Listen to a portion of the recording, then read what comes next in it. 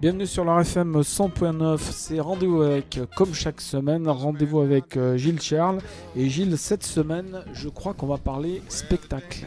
Bonjour Philippe, bienvenue, spécial cabaret cette semaine dans le Rendez-vous avec. Et pour parler cabaret, on a sorti les plumes, on a sorti les paillettes. J'espère qu'on va pas sortir le goudron. Je reçois les deux directeurs des cabarets ligériens, le cabaret Saint-Martin avec Michel Di Falco et le cabaret Élégance à Roanne avec Frédéric Arnaud. Messieurs, bonjour. Bonjour. Bonjour. Alors, on va vous situer tout de suite. Le premier, c'est Saint-Martin. Ça se trouve à Magny-Autrive. C'est cela, Michel? Tout à fait, Magny-Autrive, proximité de Morand-les-Bains. Et vous, Frédéric, vous êtes à Renaison, à côté de Roanne. Voilà, c'est ça, Renaison, Ça se juste trouve- au nord de Roanne. Ça se trouve à 10 km. Est-ce que j'ai fait une... C'est ça.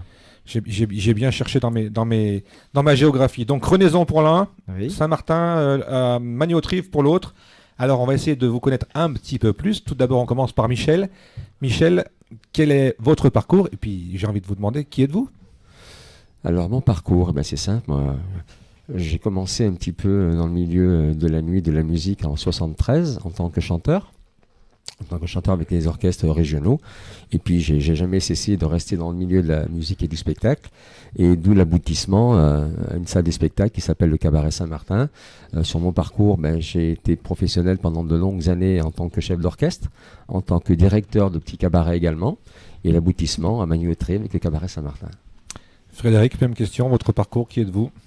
Artiste de variété aussi, depuis le début des années 90. Et puis sur la route avec des spectacles de variété et surtout des spectacles de cabaret pendant plus de 20 ans. Et puis au bout d'un moment, la décision d'ouvrir un music hall avec une troupe d'envergure sur la commune de Renaison, parce qu'on voulait ouvrir un music hall sur la côte rouennaise. Voilà. À tous les deux, cette envie d'ouvrir un cabaret, c'était une envie de métier ou c'était une demande, quelque chose que vous entendiez autour de vous, on avait un besoin de cabaret dans la Loire? Moi, au départ, c'est plus par passion. Passion. Passion, parce que j'ai toujours été dans le spectacle. Et c'est toujours quelque chose qui m'a passionné, de mettre des artistes en scène, de les mettre en avant. Et puis aussi d'amener quelque chose de plus au niveau du public, de leur amener notre savoir-faire. Et puis également tout le plaisir qu'on peut apporter avec la qualité du spectacle qu'on met également en scène.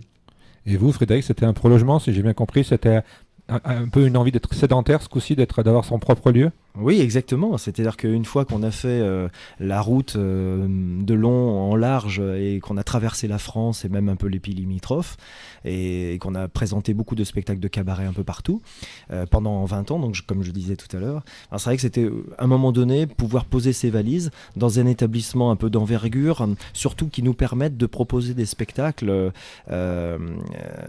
dans tout ce qui est technologique et technique aussi, parce que quand on part sur la route et qu'on fait des spectacles à droite et à gauche dans les municipalités, dans les comités des fêtes, comités d'entreprise, etc., on n'a pas forcément des scènes adaptées, on n'a pas forcément des salles adaptées au spectacle. Alors parfois on tombe sur des très belles salles et on a des références du coup prestigieuses.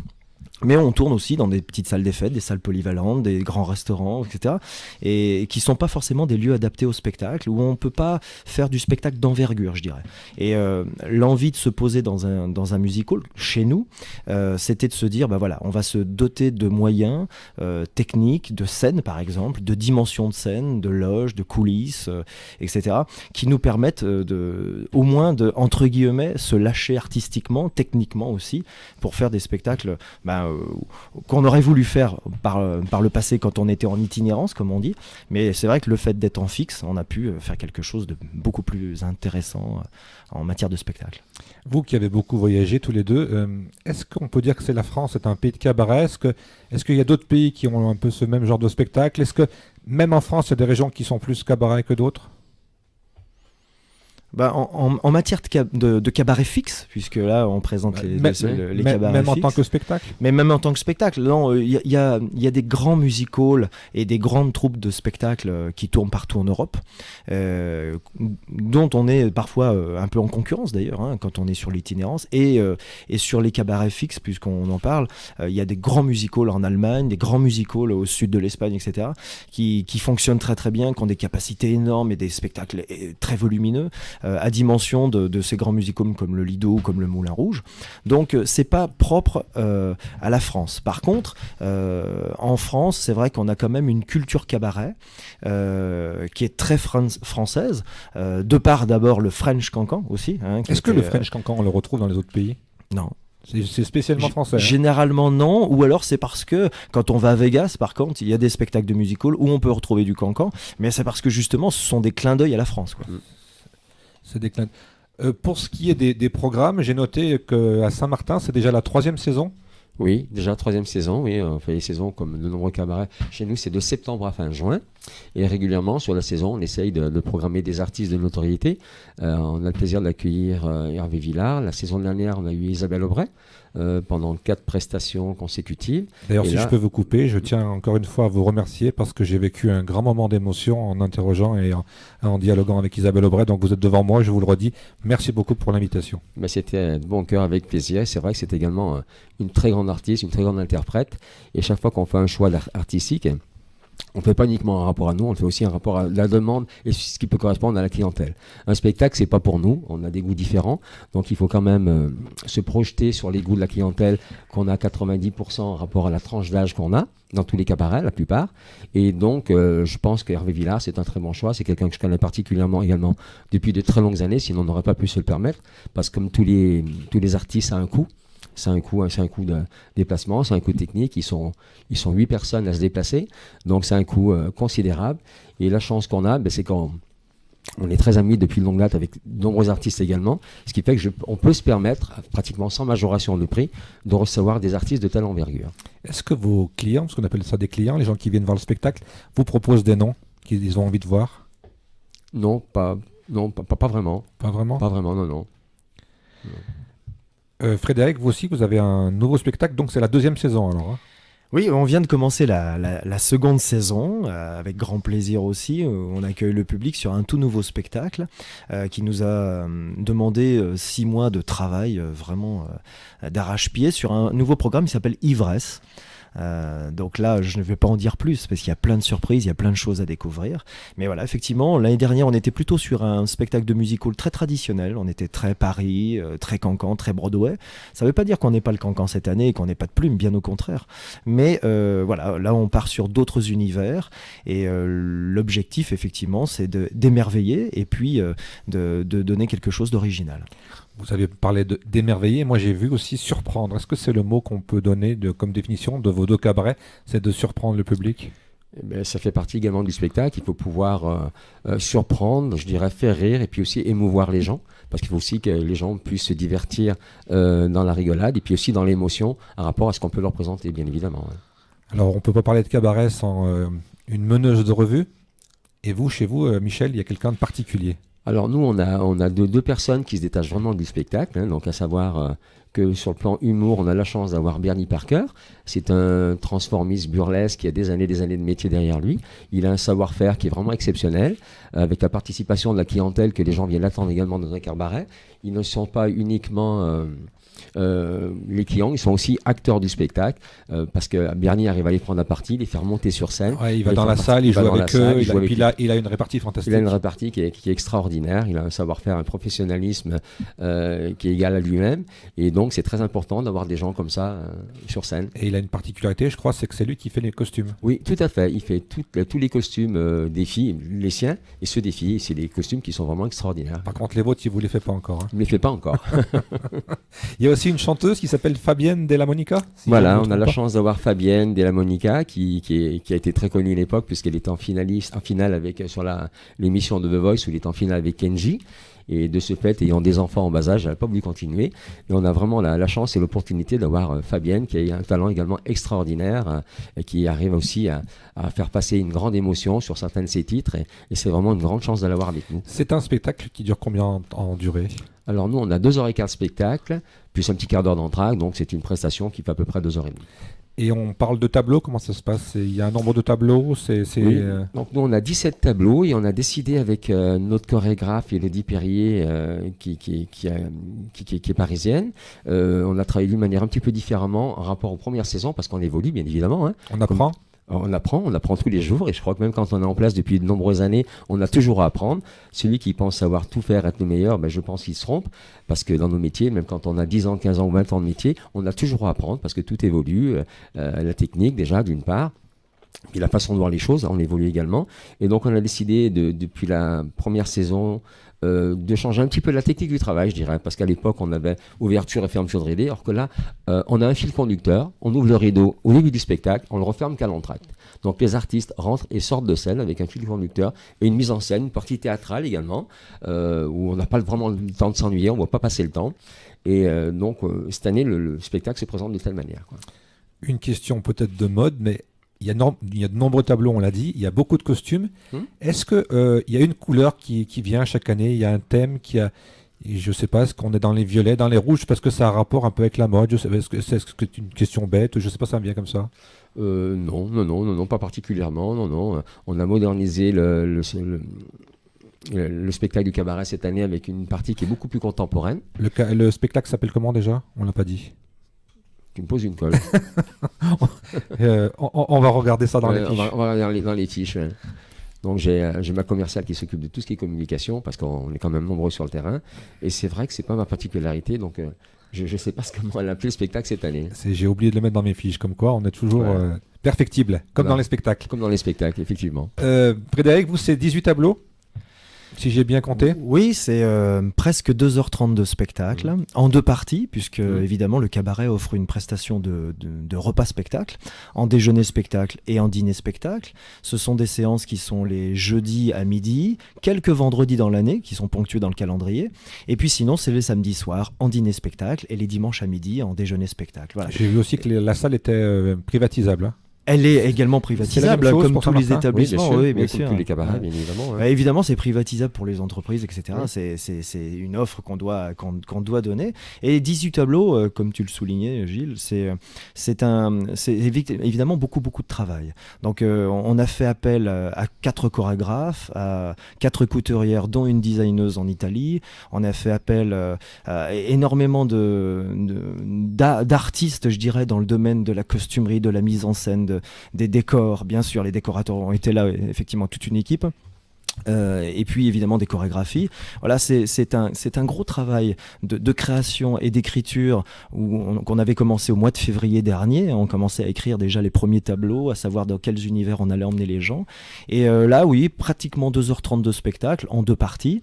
Alors effectivement, on a de l'humour également, on a des acrobates, on a du numéro visuel aérien, mais surtout c'est un spectacle qui est fait par 16 artistes sur scène, dont 10 girls qui sont magnifiques, une meneuse de revue, tu en parlais tout à l'heure, et on a la délicieuse Jess qui est avec nous et qui nous suit depuis l'an dernier et qui fait admirablement son travail de meneuse de revue. Alors une voix de cristal, bien sûr, une voix de velours, mais également un sourire et puis un physique. Donc ça, c'est très important. Et puis les artistes qu'on avait l'an dernier dans l'humour, les frères Pérez, qui sont également des acrobates et de talent, et sont aussi toute la partie humoristique du spectacle. Et cette année, on les a gardés, évidemment, parce qu'on ne pouvait pas faire autrement. C'est vraiment des artistes fabuleux. Donc, on les a gardés. Et ce spectacle, c'est vous qui l'avez créé et écrit? Oui, bien sûr. Alors là, je suis pas seul non plus. Hein. Je suis accompagné de mon associé, mais également de toute l'équipe de travail qui est autour d'une table, un peu comme pour l'émission d'aujourd'hui. Et on crée. Des fois, on laisse de côté certaines idées qui auraient été peut-être bonnes, mais il y aura d'autres années. Donc, on remettra tout cela sur le terrain peut-être lors de prochains spectacles. Mais voilà, je pense qu'aujourd'hui, plus d'artistes sur scène que la première saison. Donc, on a évolué en nombre d'artistes et surtout un spectacle où, dit-on, les gens qui sont déjà venus l'an dernier, là, lors des premières séances de ce nouveau spectacle Ivresse, nous ont dit qu'on avait pris en gamme, on avait pris en volume et on avait pris en qualité. Donc on est très heureux de ce premier retour. D'ailleurs, j'allais vous le dire, vous n'avez pas un peu pris? Moi, non, je ne prends pas. Vous savez, il y a 3 à 4 spectacles par semaine sur scène. Pas besoin de faire de sport. Pas besoin de faire de sport. Je n'arrive pas à grossir. Et pourtant, j'ai envie de vous demander à tous les deux, qu'est-ce qui vous inspire pour écrire, pour monter ces spectacles? Est-ce qu'on va chercher ça dans très très loin, ou on va chercher ça à côté de chez soi, avec des idées à la télévision, le cinéma? Je sais que par exemple à Saint-Martin, il y a un tableau sur la mine de Saint-Étienne. Oui, effectivement, on a voulu faire un clin d'œil à la municipalité parce qu'évidemment, on est dans un pays minier. Et mon épouse ayant un papa qui était mineur, donc elle a voulu, quand on s'est réunis, comme tout le monde autour d'une table, pour mettre le spectacle en place et les idées de tableaux qu'on peut travailler, on avait évoqué ce tableau-là, et c'est un joli clin d'œil aux mineurs de Saint-Étienne. C'est un tableau qui est quand même assez émouvant, il y a une voix off, et qui est aussi très technique, et voilà, c'est dans ce sens qu'on a voulu monter ce spectacle. Voilà. Donc on vient de me glisser effectivement que le spectacle de cette saison s'appelle Esquis Caprice, donc voilà, on va rectifier le tir. Donc on va à Saint-Martin pour faire des caprices. Et tout à fait. On va marquer notre pause musicale. Alors on m'a dit qu'il faut dire que c'était un entracte et non pas une mi-temps. On n'est pas dans le sport, on est dans le spectacle. On écoute la chanson du cabaret Élégance qui s'intitule L'élégance.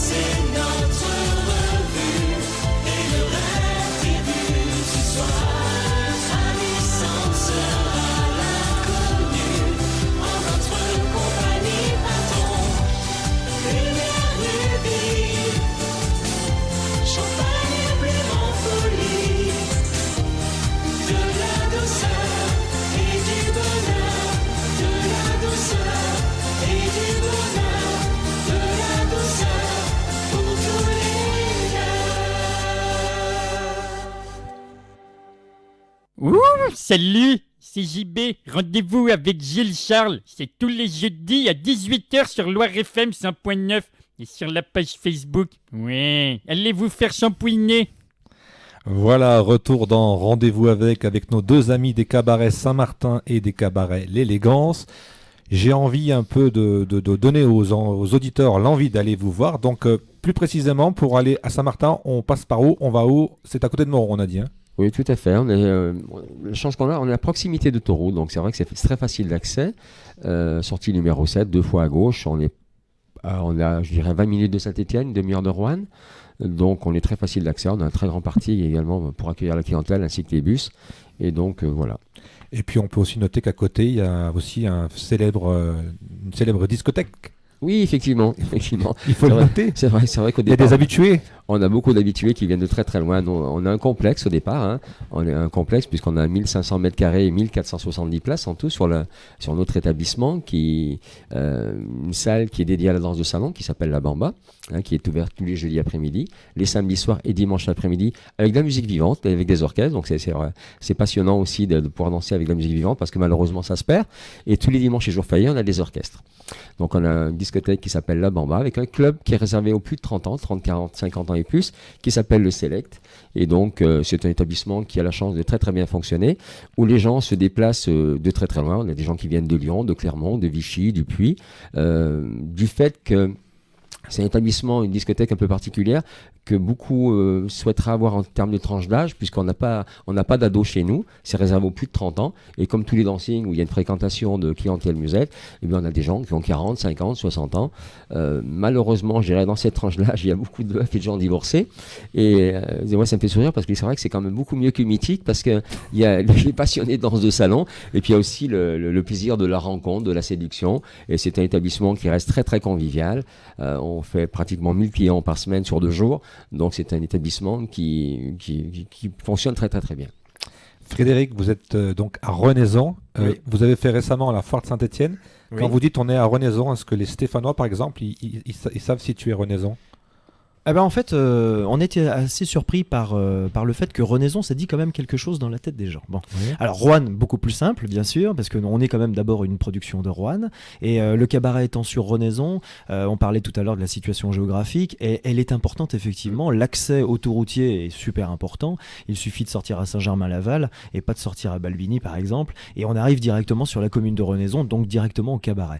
Et du coup, c'est très bien placé, parce qu'on est au nord du département, c'est vrai, mais on a une grosse clientèle venue du Puy-de-Dôme, venue de l'Allier, venue de la Saône-et-Loire, et puis le Lyonnais, le Stéphanois évidemment, et finalement pas très loin, parce que grâce à cette autoroute, c'est très important. Est-ce que quand vous avez construit cet établissement, vous avez pris en compte le point géographique pour que les gens puissent avoir accès facilement avec l'autoroute? Bah, au départ, le point géographique, pour nous, importait peu, parce qu'on voulait monter un musical sur la région rouennaise, ou à Roanne, ou sur la côte rouennaise. Donc ça importait peu. Mais on s'est aperçu dès l'ouverture que finalement c'était un élément très important. Parce que quand on travaille comme ça, on va dire sur à peu près 25 départements, en communication je parle, eh bien le point routier est très important, parce que moins il y a de routes, plus c'est intéressant. Et en même temps, quand les clubs, quand les groupes, les amicales, les entreprises viennent de loin, ils profitent de ce déplacement pour visiter, je dirais, la côte rouennaise, pour s'arrêter peut-être un jour, 2 jours. Donc on est un pôle touristique finalement. Vous êtes un vecteur de tourisme alors? On est un vecteur de tourisme, aussi bien que chez nous, quand on va visiter la saboterie du coin, ou quand on va visiter les caves de Cérol, ou etc. Quand on va visiter quand on va faire une petite balade sur la Loire en bateau, ou quand on va voir les châteaux, etc. Bon, voilà, on est un vecteur touristique, évidemment, qui finalement, où les gens peuvent s'arrêter, peuvent aller à l'hôtel, peuvent aller manger dans un bon restaurant rouennais, etc. Je présume que vous avez démarché tous les deux les agences de voyage. Oui, c'est une Oui, clientèle, effectivement, évidemment. ouais. Est-ce que vous savez le plus loin qui sont venus vous voir, les publics les plus lointains? Vous savez ça, non? Pour moi les autocars, parce que souvent ce sont les autocars les jeudis et les dimanches, pas les samedis, mais au moins pour les jeudis. Les autocars les plus loin sont des autocars, ils sont venus quand même de Gap, de Bourges, de Vierzon. Gap, ça me parle, c'est ma deuxième ville. Ouais, donc c'est pas à côté. Hein. Hautes-Alpes. Ouais. On fait un petit clin d'œil à certaines auditrices, parce que je sais qu'il y en a qui nous écoutent sur Internet. Bah alors, un petit clin d'œil pour toutes les auditrices et auditeurs. Mais voilà, pour moi, ouais, les autocars qui sont venus le plus loin, c'était de Gap, par exemple, ou alors même d'Égletons, de Brive. Voilà, là, c'est le Cantal, voilà, sont venus de là-bas. C'était pour nous ceux qui venaient le plus loin. Et puis après, d'une manière plus sporadique, par exemple ce week-end, on avait des gens qui venaient de Belgique. Pas spécialement pour nous, mais ils profitaient sûrement d'un voyage dans la Loire pour venir au cabaret. Donc ça me permet de rebondir sur le contenu des repas. Est-ce que vous leur avez fait des frites ? Non, on n'a pas de frites au menu. On a deux menus. On a un menu rêverie qui est excellent, et puis un menu un peu plus supérieur pour ceux qui sont, je dirais, plus dans la saveur et plus amoureux de la bonne chair, avec un menu qui s'appelle VIP, hein, voilà, VIP comme on dit. Donc on a voulu faire deux menus aussi, ce qu'on n'avait pas prévu à la base. À la base, on s'était dit on va faire qu'un seul menu parce que voilà, on est un cabaret de province et il faut rester dans des prix raisonnables, etc. Et puis on a une vraie demande de menus supérieurs. Alors du coup, il y a un coût qui est un peu plus important, bien sûr, mais on a une vraie demande et donc on a voulu répondre à cette demande. Est-ce que cette partie restauration aussi, c'est compliqué à gérer ? Il faut avoir exactement le nombre de couverts, il faut avoir des lieux aussi pour, je pense, stocker tout ça. Est-ce que c'est compliqué aussi à gérer ce côté restauration tous les deux ? Nous, de notre côté, non, pas du tout, absolument pas, puisque nous, on a décidé de passer par un traiteur. Donc nous, c'est la même chose à Rouen. Ouais, exactement. On a préféré faire appel à des professionnels. Voilà, tout à fait. Chacun son métier, je dirais. Donc nous, on a un traiteur. Quand on a sélectionné, on a fait un appel d'offres, certainement, comme Frédéric également. On a testé plusieurs traiteurs, différents menus, différents tarifs, différentes compositions de repas également. Donc la simplicité, c'est de passer par un traiteur de renom.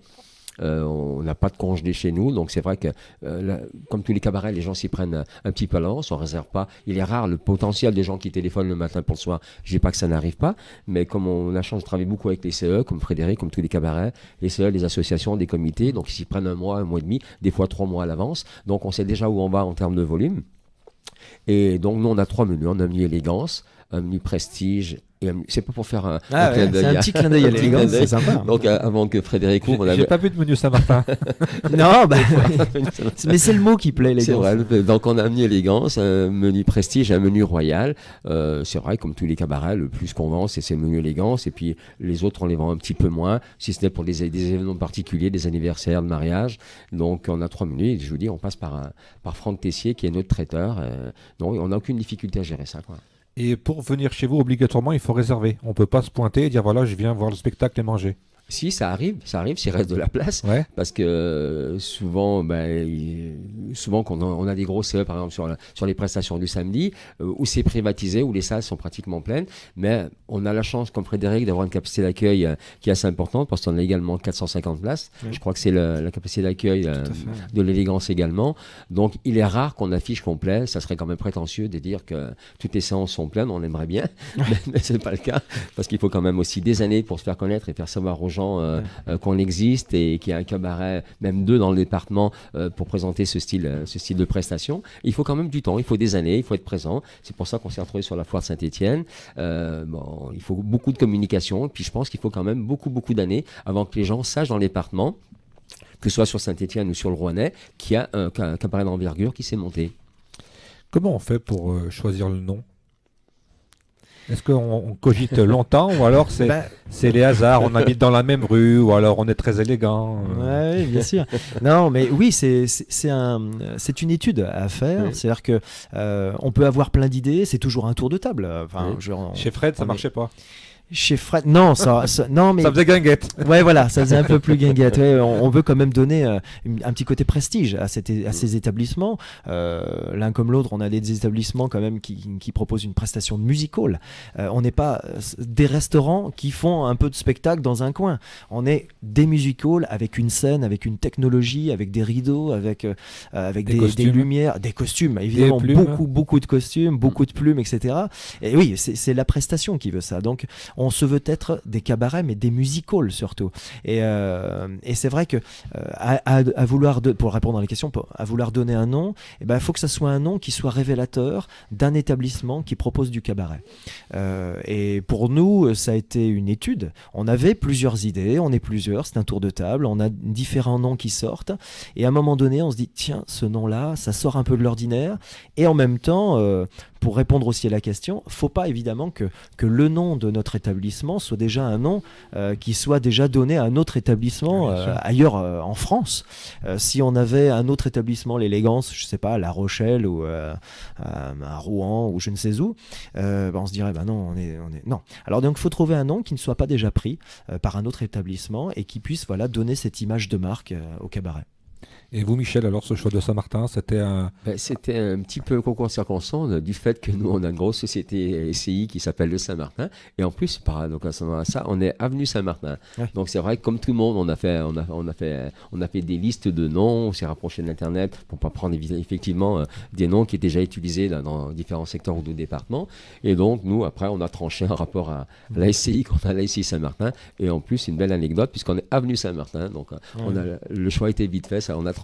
Et en plus, si je dis pas de bêtises, je crois que le nom de Martin est le nom le plus répandu en France. Tout à fait, en plus. Ouais.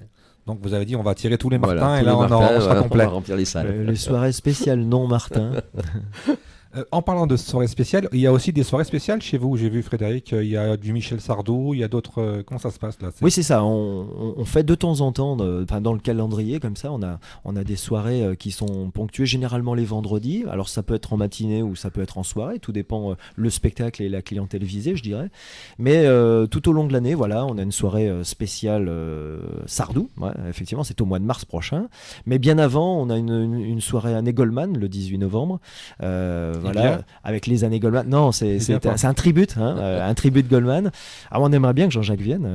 On est très amis avec Michael Jones, mais Jean-Jacques Goldman, on n'a pas de contact particulier. Mais voilà, on avait fabriqué ce spectacle qui tourne d'ailleurs dans toute la France tout au long de l'année, mais on avait décidé de le faire passer à l'Élégance déjà l'an dernier. Et comme l'an dernier, 4 à 5 mois avant, on était complet. Ça s'est parti très très vite au niveau des places en repas spectacle avec les années Goldman. On a décidé de le replacer cette année. Alors on a les années Goldman, on a la spéciale Sardou, on a une matinée un vendredi également avec un spectacle qui s'appelle Musique Hall Opérette, où c'est du cabaret, mais où toutes les chansons, ce sera toutes les chansons de Mariano, de Lopez, Offenbach, etc. C'est vraiment que de l'opérette, et donc là tous les amoureux de l'opérette devraient venir. Et puis on a une soirée spéciale années 80, Podium 80, une autre Génération 60 au mois de juin 2017. Voilà. Toute l'année, voilà, il y a quelques soirées. Beau programme. Oui. On parle aussi également souvent d'élections de Miss. Est-ce que vos cabarets pourraient recevoir des choses comme cela? On a été très souvent sollicité pour les élections de Miss, forcément, parce qu'on deux choses. C'est parce que souvent ils cherchent une salle qui soit adaptée à une élection déjà, et c'est quand même mieux qu'une simple salle des fêtes, voilà. Et puis nous, on a été souvent sollicité parce que en dehors d'une scène, notre scène, elle fait plus de 200 mètres carrés, donc une scène qui est immense.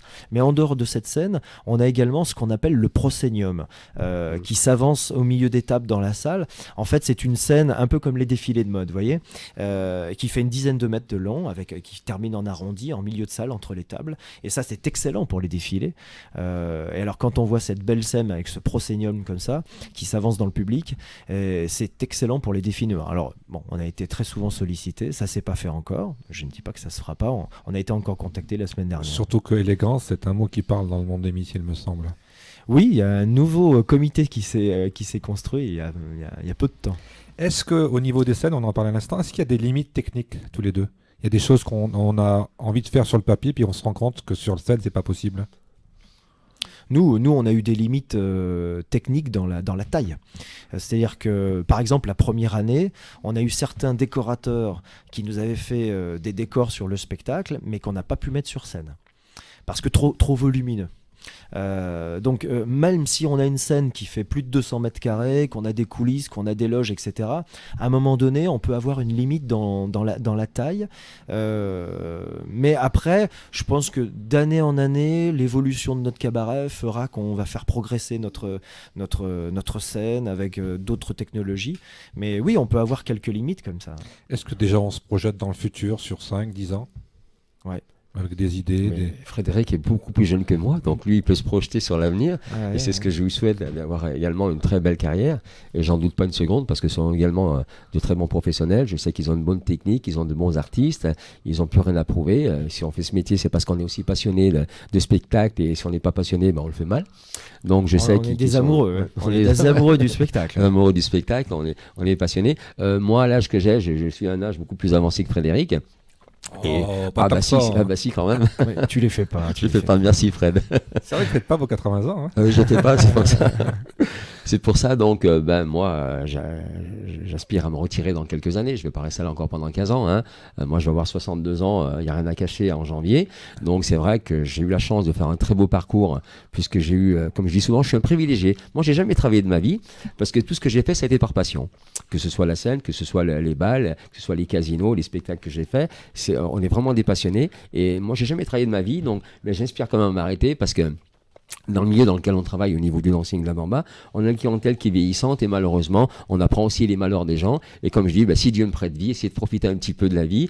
Donc je dis pas que j'arrêterai entièrement, parce que c'est avant tout une passion, mais si un jour, le jour où je me séparerai de mon établissement, que je le vendrai, je resterai dans le spectacle, mais d'une manière beaucoup plus modérée, juste pour le plaisir de faire de la scène et du spectacle, et de mettre des choses en avant, mais voilà quoi. Et puis vous êtes un très bon commerçant, parce que vous savez très bien recevoir. Eh ben, je pense que ça fait partie également de notre métier, parce que en dehors de mettre des beaux artistes sur scène et de mettre des spectacles en valeur, le relationnel avec la clientèle est quand même primordial. De savoir accueillir, un petit sourire à tout le monde, poignée de main à tout le monde. Moi, le dimanche, par rapport à là en bas, on a beaucoup de petits papis, de petites mamies. On peut être 350, 380 personnes. Et j'ai pas de mamie qui franchit la porte sans venir m'embrasser pour me dire bonjour, quoi. Non, mais moi, je vous ai connu sur un malentendu. Et je vous fait. Et je vous ai découvert, et vous êtes quelqu'un de... Je vais pas le dire, si je vais le dire, je vous adore. Ah bah c'est gentil. Tous les deux d'ailleurs. C'est vrai qu'on a une clientèle qui nous appelle par notre prénom. Voilà, tout à fait. c'est ce côté familier, je sais pas si c'est péjoratif, c'est ce que j'aime, ce côté. Ouais. Et puis ce que j'aime dans cette histoire, c'est que tous les deux, on pourrait dire vous êtes en guerre parce que vous vous battez les uns contre les autres, et finalement on est autour de la table, on est amis, on fait chacun son travail dans son coin, et on avance ensemble et à côté. Je crois que c'est pas intéressant de se tirer, comme on dit, voilà. Et c'est un peu le principe de nos jours. Hein.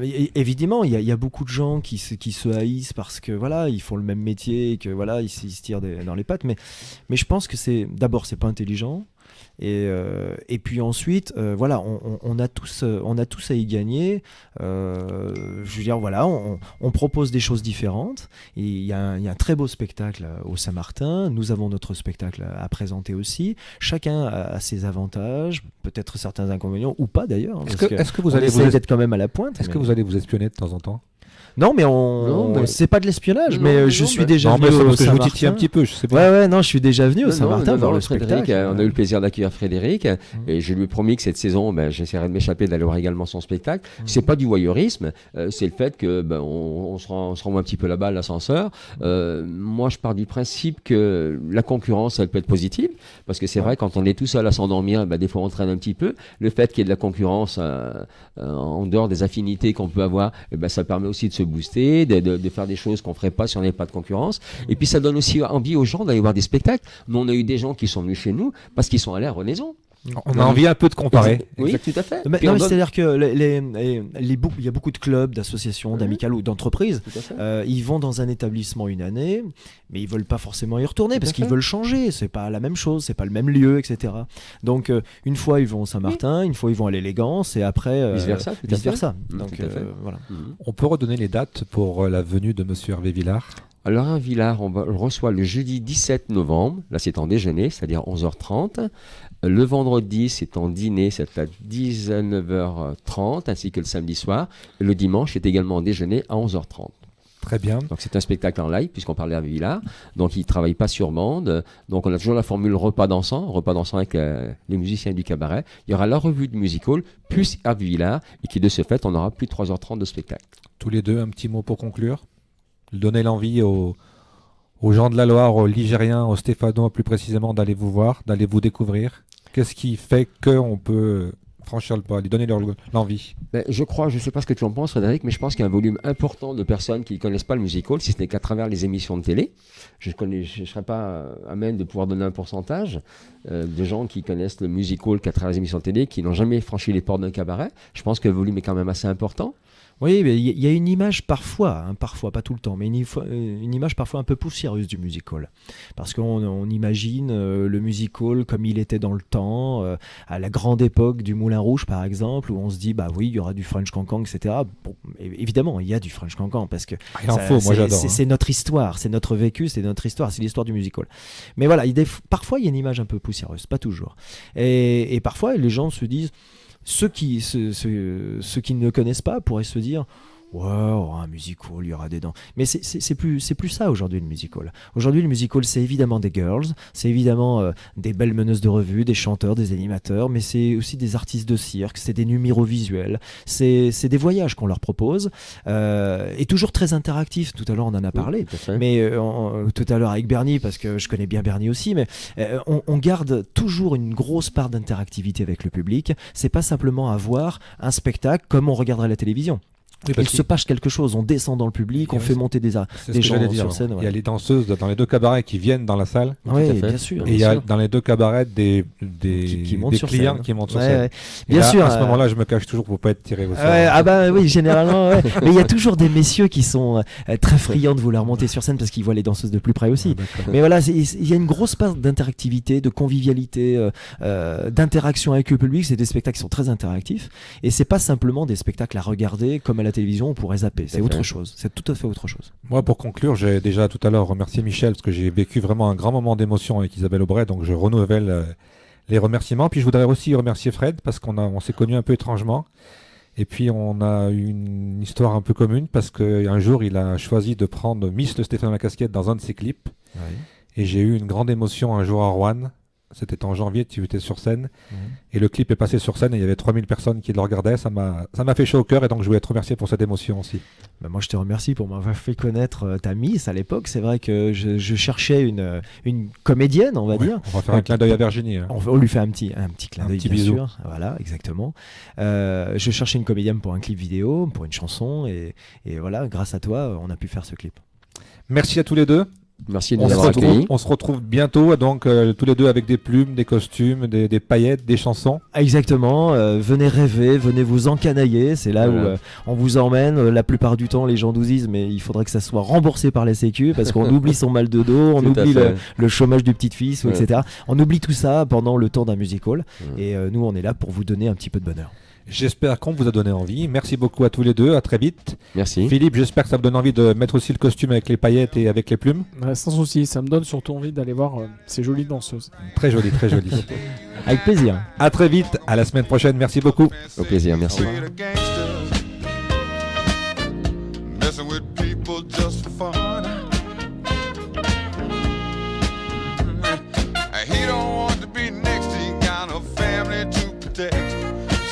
Bonjour, je suis Véronique Falzon. Rendez-vous avec Gilles Charles, c'est tous les jeudis à 18h sur Loire FM 100.9 et sur la page Facebook. Bonjour, je suis Alain Denis.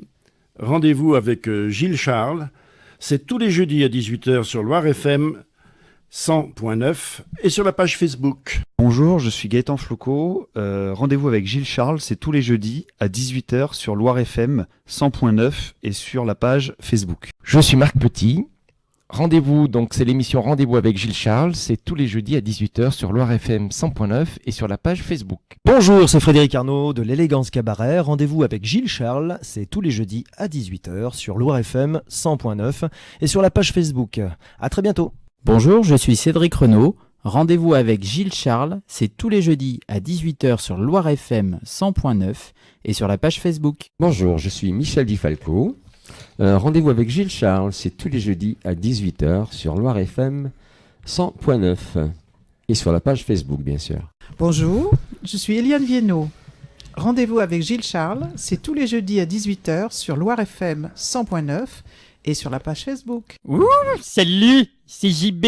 Rendez-vous avec Gilles Charles, c'est tous les jeudis à 18h sur Loire FM 100.9 et sur la page Facebook. Ouais, allez vous faire shampouiner. Bonjour, je suis Florent Marotta. Rendez-vous avec Gilles Charles, c'est tous les jeudis à 18h sur Loire FM 100.9 et sur la page Facebook. Bonjour, je suis Gérard Filoche.